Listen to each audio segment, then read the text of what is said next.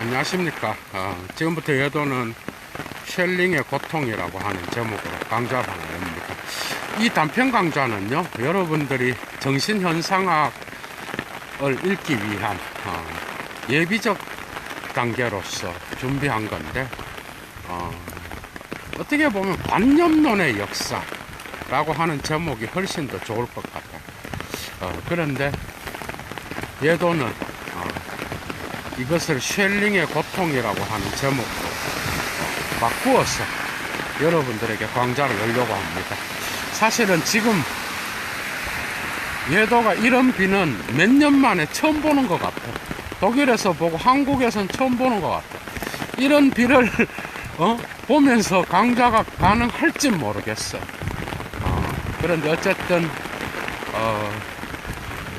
저녁 산책에서 예도는 이 강좌를 시작합니다. 사실 여러분들도 알다시피 니체에게는 누가 있었는가 하면 루살로메가 있었고, 그 다음에 또 피에르 켜고르한테는 레기나 올센이 있었어, 그죠? 그런데 쉘링에게 있어는 카롤리네라고 하는 여자가 있었어요, 여러분. 여러분들이 쉘링을 모르고는 해결을 알 수도 없지만, 그죠? 알려고 하는 것 자체가 오만입니다, 여러분. 그래서 오늘 강좌는 정말 중요한 거예요. 그런데 이 쉘링이 자기 철학에 있어서도 이러한 실존적 경험이 그의 철학을 두 개로 나눠.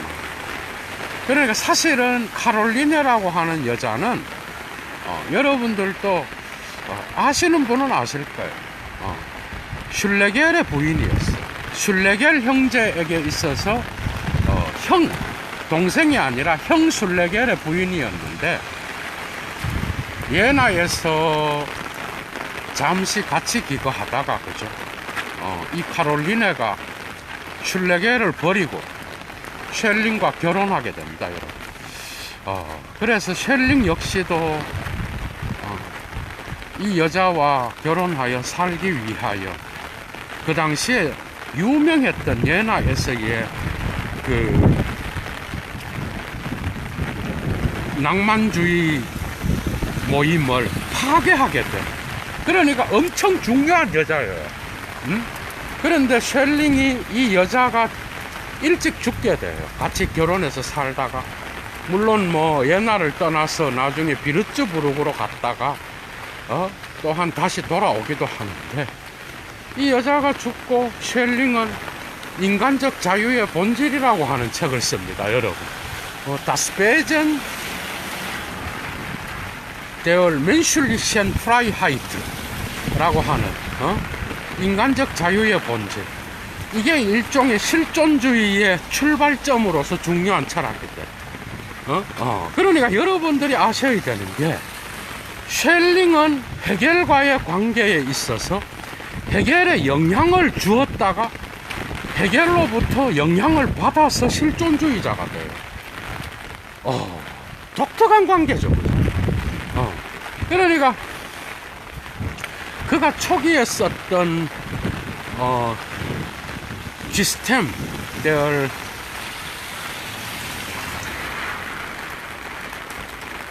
Transzendentalen Idealismus, 그러니까 System des Transzendentalen Idealismus, 초월적 관념론의 체계라고 하는 작품이 1800년에 나와요. 이 작품을 쓸 때만 해도 그는 피테에게 가려져서, 그죠? 동일성의 철학을 얘기했다. 그러니까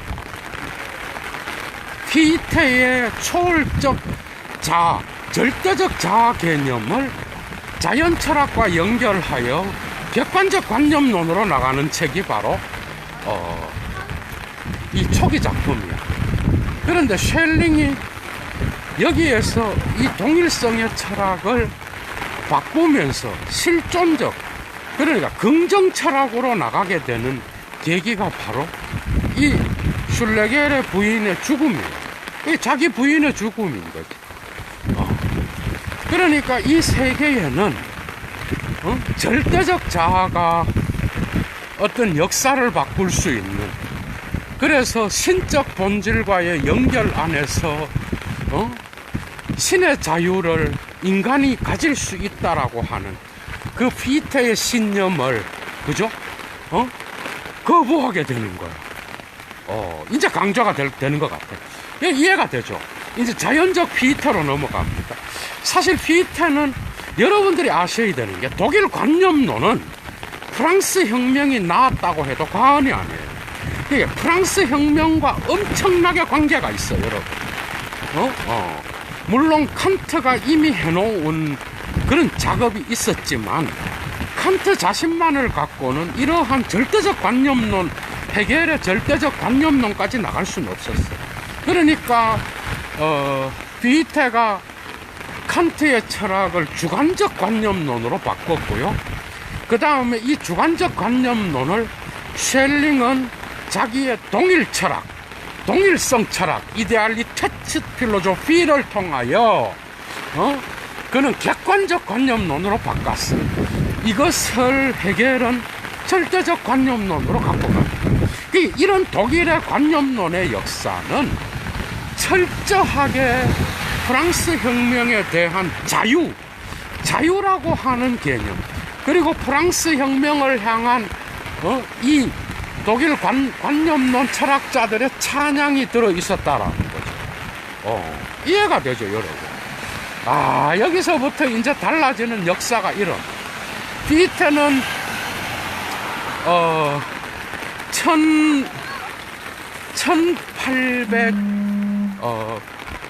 1894년도, 그게 프랑스 혁명 바로 이후기에 여러분들이 잘 아는 비센샤프트 레레, 그러니까 지식론, 이거는 학문론도 돼.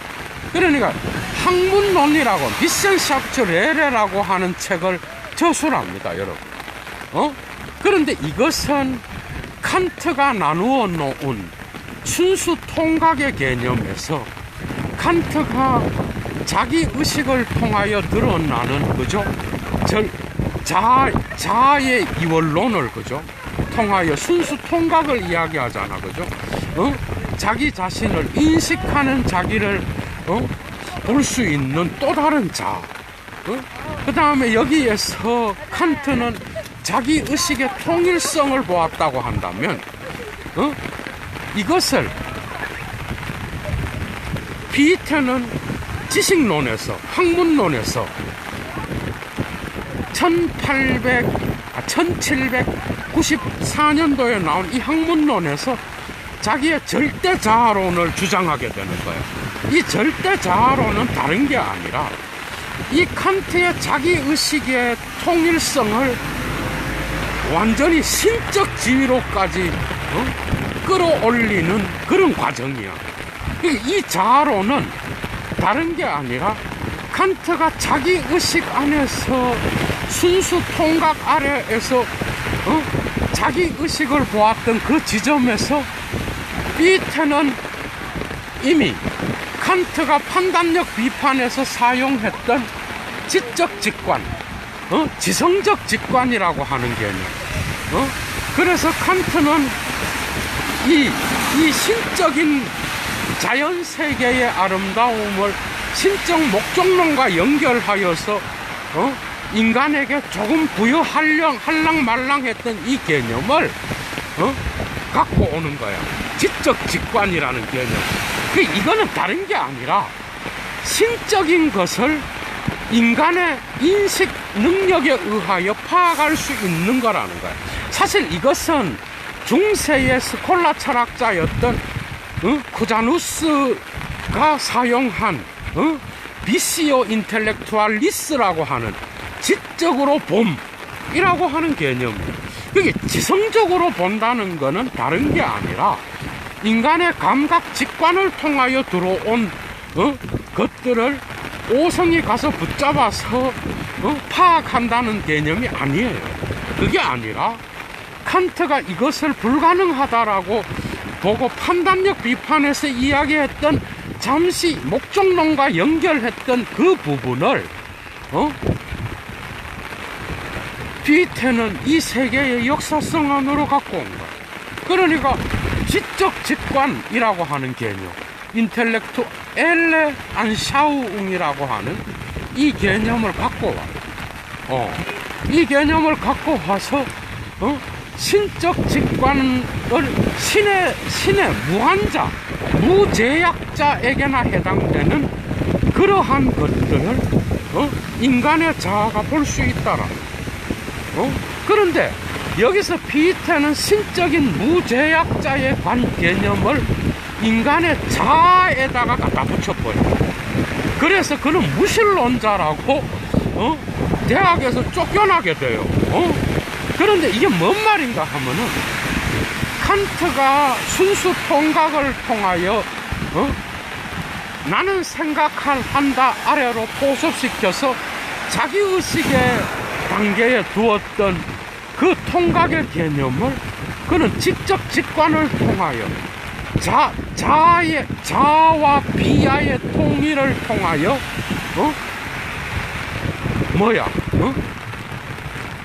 이 인식이 자아가 행위하는 존재 능력까지 갖고 있다고 본 거예요.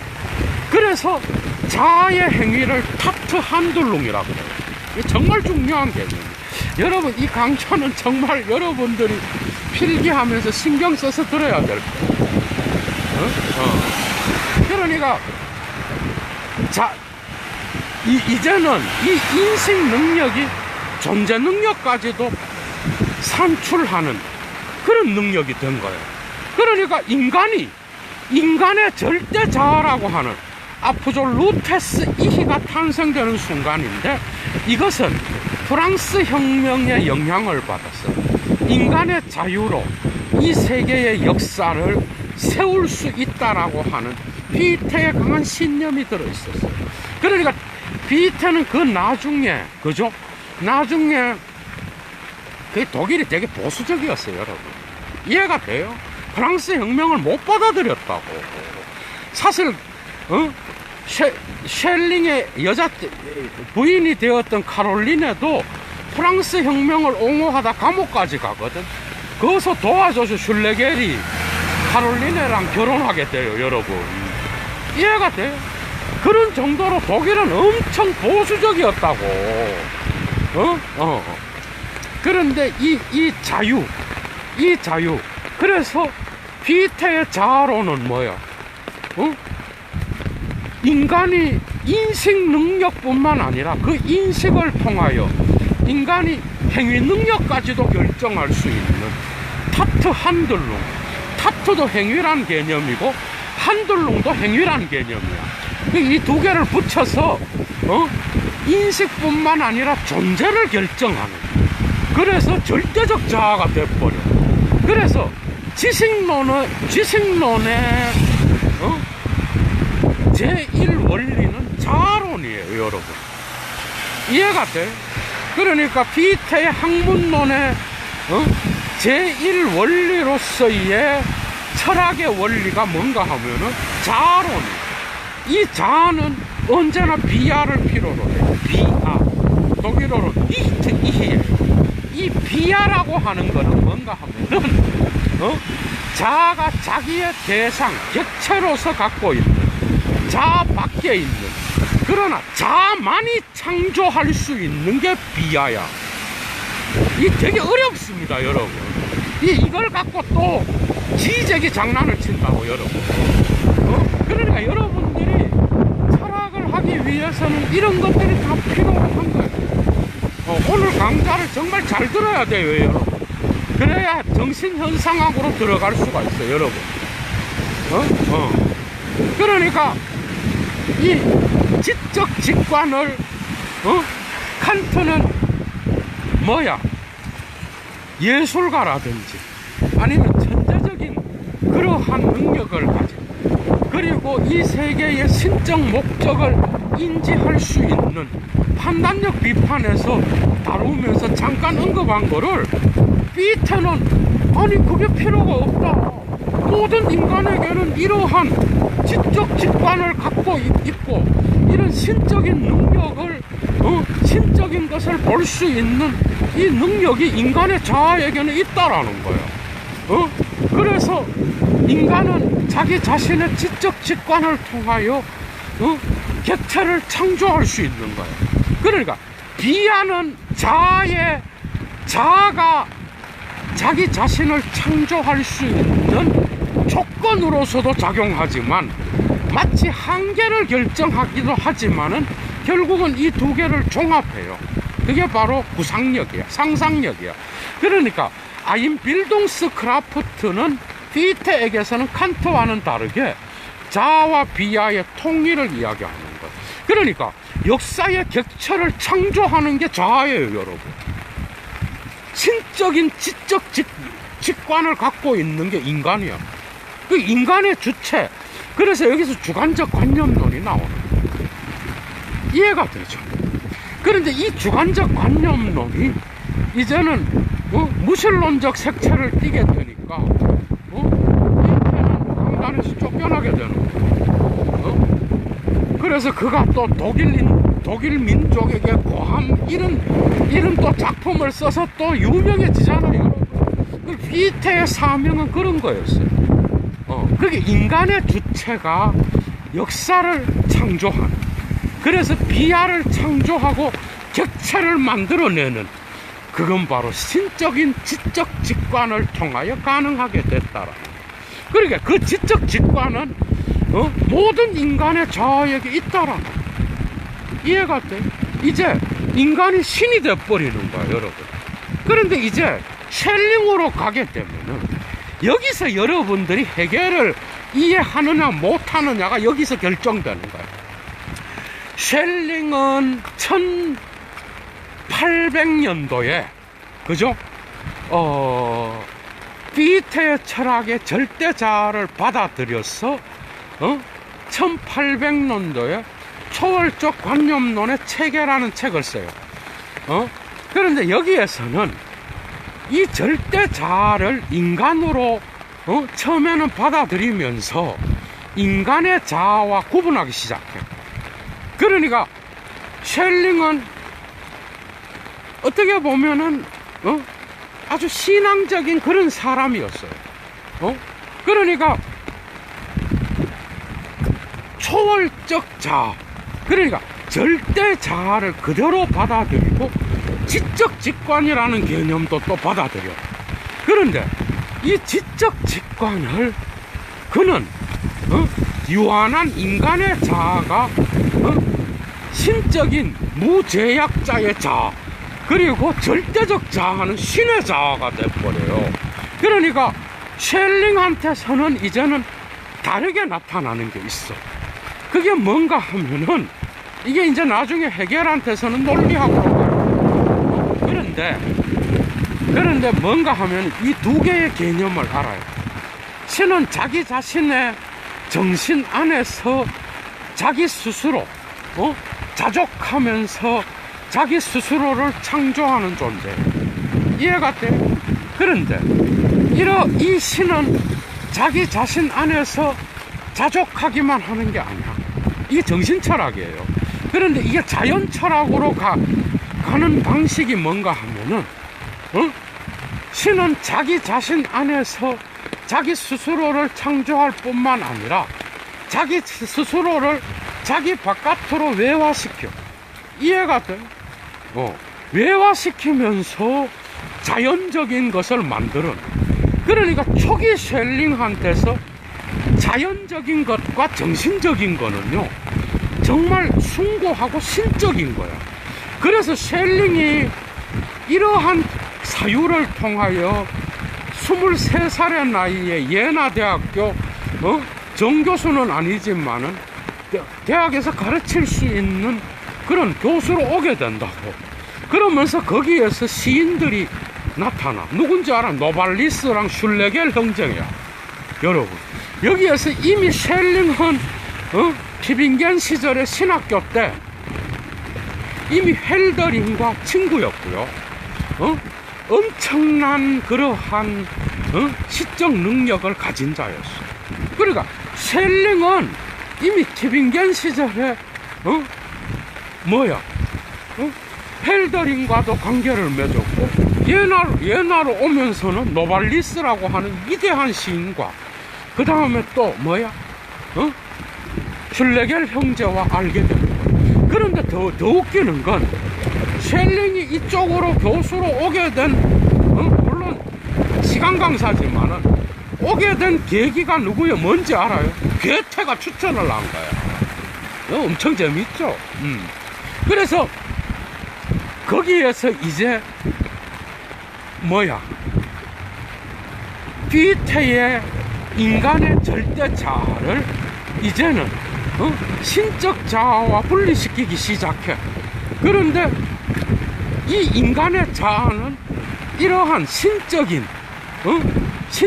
정신적인 것과 자연적인 것들을 신이 자기 스스로를 외화시켜 놓은 이 자연 세계를 지적 직관을 통하여 파악할 수 있다고 본 거야. 이런 방식으로 나가는 게 객관적 관념론이 된 거예요. 그러니까 괴테는 자아밖에 없다고 본 거야. 주관적 관념론에 머물렀어요. 이게 객체를 창조한다라고 봤는데, 셸링은 이와는 다르게 이 작품들에서 자기의 초기 작품에서 이 세계는 신적인 정신과 그 다음에 그것에 의하여 외화되고 창조된 자연적인 것이 있다고 본 거예요. 그러니까 시인은, 철학자는 이러한 자연세계 안에서의 신적 정신을 지적 직관을 통하여 파악할 수 있는 것, 이게 인간의 유한한 자아의 최고 목표라고 봤다라는 거예요. 이해가 되죠? 그런데 이 카롤린의 와의 사랑이 죽음을 통하여 결별되면서 이제는 그는 이런 부정 철학을 넘어 긍정 철학으로 가게 돼요. 그게 부정 철학은 신적인 것을 정신적인 것을 통하여 자연 세계를 보는 거야. 그러니까 이 세계의 자연도 신적인 정신에 의하여 산출되었다라고 보고 그 안에서 지적 직관을 통하여 인간은 신의 신적인 것을 파악하면서 인간의 본연의 모습을 본다라고 봤다라는 거예요. 이게 초기 셸링이에요. 이걸 부정철학이라 그래. 그런데 카롤리네가 죽고 자기가 사랑하는 여자가 죽으면서 그는 이 세계의 실존주의자가 되는 거야. 정말 이 세계의 신이 다스릴까? 이 세계가 정말 피테의 절대 자아를 통하여 인간의 자유를 발현할 수 있을까? 과연 이 세계는 신과 무한자와 유한자의 그러한 종합을 통하여 나타나는 그러한 세계일까? 의심을 던지게 되는 거예요. 이 세계는 악마가 주인이 아닐까? 여러분, 여기서 실존주의가 나오는 거야. 이러한 후기의 사유를 대표하는 작품이 바로 1809년대에 나온 인간적 자유의 본질입니다. 인간의 자유는 결코 신적 자유와 같을 수가 없으며 이 세계의 역사는 비로소 인간이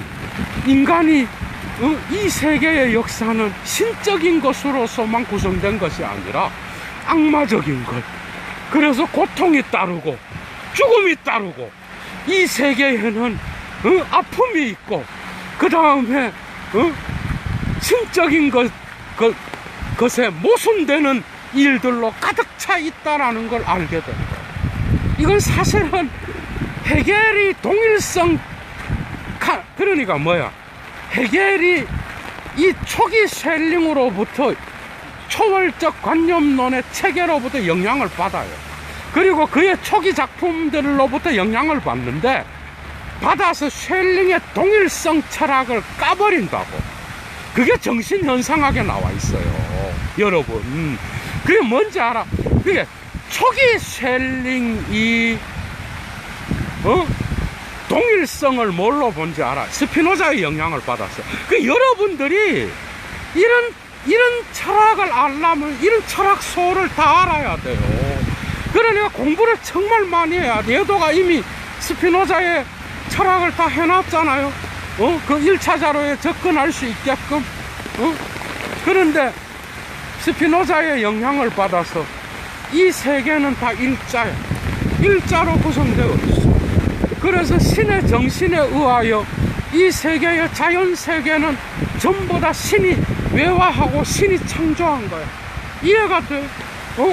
그래서 인간은, 유한한 인간은 절대자로서의 비태의 인간이 아니라 유한한 자로서의 이 인간은 지적 직관을 통하여 이러한 신적인 것, 자연 세계의 모든 것들을 파악할 수 있는 거기에까지 가는 게 바로 인간이라.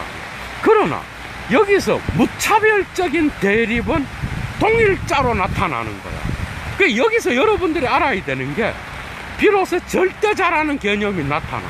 그런데 이 절대자는 피태의 절대자가 아니야. 이거는 신적인 무한자예요. 그런데 이 절대자는 모든 대립을 무차별적으로 동일하게 만들어. 여기에 이 무차별적인 동일자라고 하는 이 절대자의 개념에 반기를 든 게 헤겔이야. 그래서 정신현상학에서 헤겔이 이런 절대자는 밤에 모든 황소가 밤에 동일하게 보이는 거나 똑같은 거다.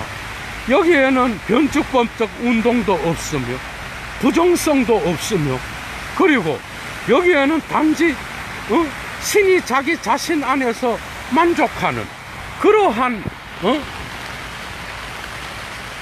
상태밖에는 존재하지 않는다.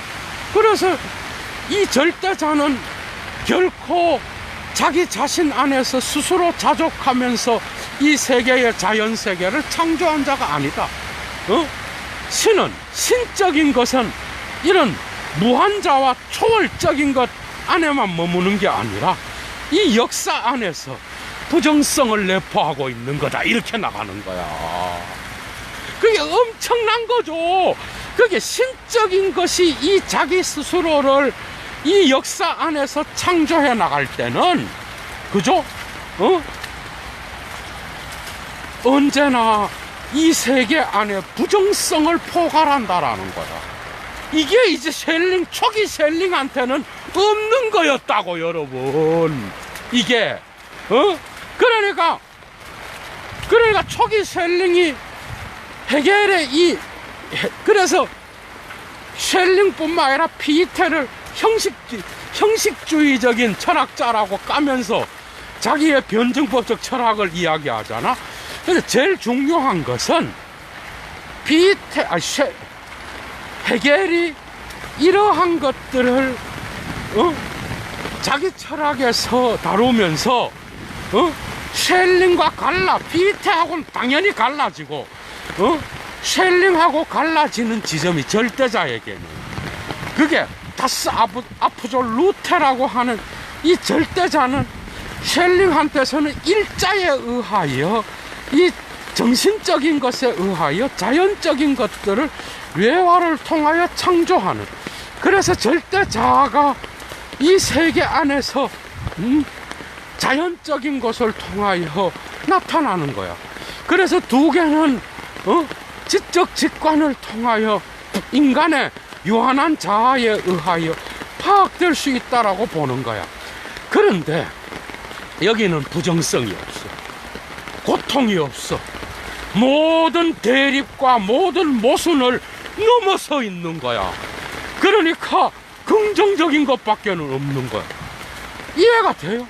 그러니까 헤겔이 아니, 신적인 게 이 세계 안에서 모든 모습을 직접 경험하면서 부정적인 것들을 함께 역사 안에서 경험해 가면서 신은 자기 자신을 실현하는 게 신적인 거다. 이렇게 바꾸어 가면서 쉘링의 절대자를 완전히 뒤집어 버리는 거예요. 그게 정신현상학이에요, 여러분. 그 예도가 이런 기본적인 토대 위에서 이제 강좌를 이어갈 건데, 엄청 어려운 건데 정말 쉽게 하려고 노력한 거야, 여러분. 그러니까 이 부정적인 것을 해결은 받아들인 거야. 악마적인 것을 신적인 것 안에 받아들인 거야. 이해가 되죠? 해결은 그래서 쉘링과의 차이를 통하여 초월적인 저 세계의 자연적인 것 안에서의 어떤 정신적인 것과 자연적인 것의 어떤 통일성 안에는 쉘링한테서는 긍정적인 것만 있어요. 그래서 이런 부정적인 것들을 함께 포괄해 가면서 역사를 실현해 나가는, 그래서 이 세계의 악은, 그의 역사 철학에서 그러잖아, 악은 단지 신이 자기 자신의 절대성을 실현하기 위한 하나의 수단에 불과한 거다. 이래 나가면서 엄청난 비판을 받잖아, 그죠? 그게 그 유명한, 예도가 이미 5분 강좌에서 해놨어. 그 유명한 이성의 관계라는 개념이. 그러니까 이 세계는, 세계사는 나폴레옹과 같은 위대한 개인에 의하여 움직여가는데, 열정에 의하여, 라이덴 샤프트에 의하여 움직여가는 그러한 거지만은, 사실은 그렇게 하여 이 세계 안에는 전쟁과 모순과 대립과 고통과 알 수 없는 죽음들, 이런 부정성들이 나타난다.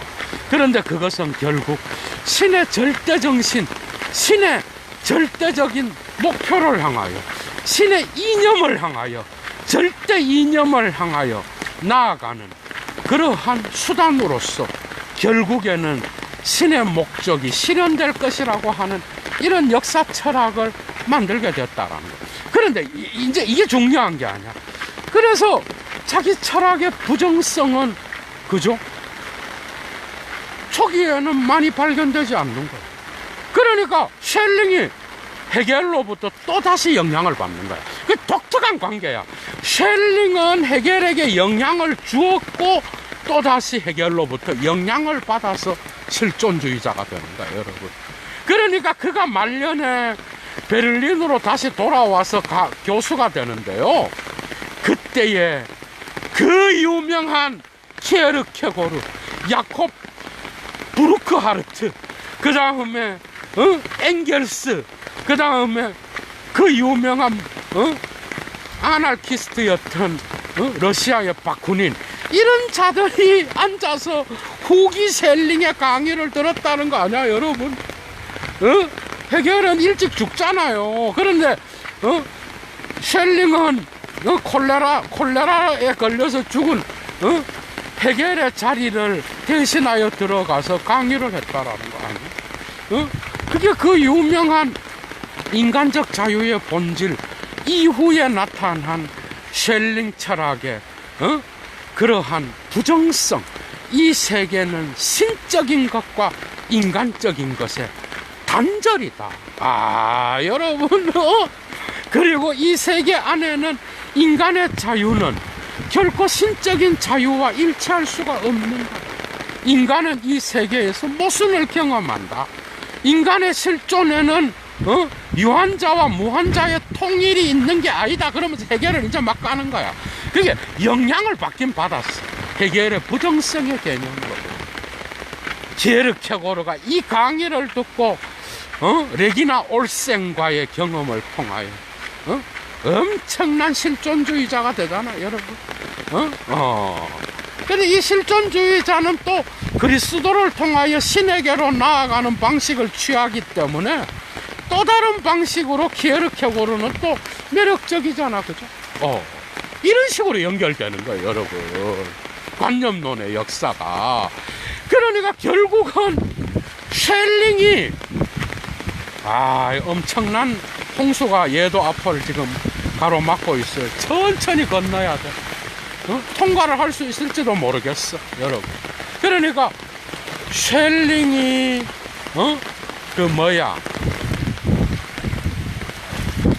초기 쉘링 부정 철학에서 이제 긍정 철학으로 가면서 이러한 인간의 실존은 고통으로 가득 차 있고 악마적인 걸로 가득 차 있고 그 다음에 모순과 고통으로 가득 차 있는 이 세계에 무슨 신진적인 것과 인간적인 것에 통일이 있을 수 있겠는가?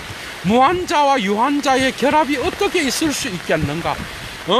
그리고 인간의 자유는 신의 자유와 분리되어 있으며 거기에는 엄청난 분리를 경험함으로써만 인간은 비로소 신적인 것과 만날 수 있다라고 하는 이러한 고통에 서려 있는 그런 절규 소리가 바로 인간적 자유의 본질에 들어있다라는 거죠, 여러분. 그게 바로 후기 쉘링 철학의 대표적 작품이 됐다라. 그게 뭐죠? 그게 바로 쉘링이 자기가 사랑했던 여자 슐레겔이 죽고 나서 이 세계의 모순을 경험하고, 그죠? 고통을 경험하고, 그 다음에 이 인생의 무상함을 경험하면서, 그러한, 초기의 부정 철학을 긍정 철학으로 바꾸면서, 그죠? 자기 자신의, 후기적 사유를, 만들어 나갔다라는 거예요, 여러분. 이해가 되죠? 그러니까, 피테의 절대자는 되게 쉘링한테로 가면서는 어떻게 되죠? 어림도 없는 얘기야. 신적인 것이 돼버리는 거야. 근데 피테는 이 신적인 게 바로 인간적인 거라고 주장한 거거든요. 그런데 쉘링은 신적인 것과 인간적인 것의 동일성으로 봤다라는 거예요. 그런데 이 신적인 것이 자기 스스로의 정신적인 것을 외화시켜서 자연적인 것을 만들었고, 이 자연적인 것 안에서는 인간은 유한한 자로서 이 무한자의 뭐죠? 지적 직관을 통하여 이 무한자의 계획을 알 수 있다라고 본 거예요. 그래서 어떻게 보면은 이 관념론은 절반이 신학이에요, 여러분. 물론 피테한테는 신학이라고 말하기가 어렵지만 결국 피테도 신적인 것을 인간적인 걸로 갖다 놨으니까 그런 주관적 관념론을 이야기한 거예요. 그래서 헤겔의 정신현상학은 이런 관념론의 역사에서 칸트 피테 그 다음에 쉘링과의 관계에서 특히 쉘링의 절대자의 개념을 자기 방식대로 다르게 해석하면서, 그죠? 나아갔다라는 거. 그걸 여러분들이 반드시 기억해야 되는 거예요. 그러니까 무차별적인 모순을 통일시키는 동일자로서의 그러한 절대자는 자기가 볼 땐 없다는 거예요.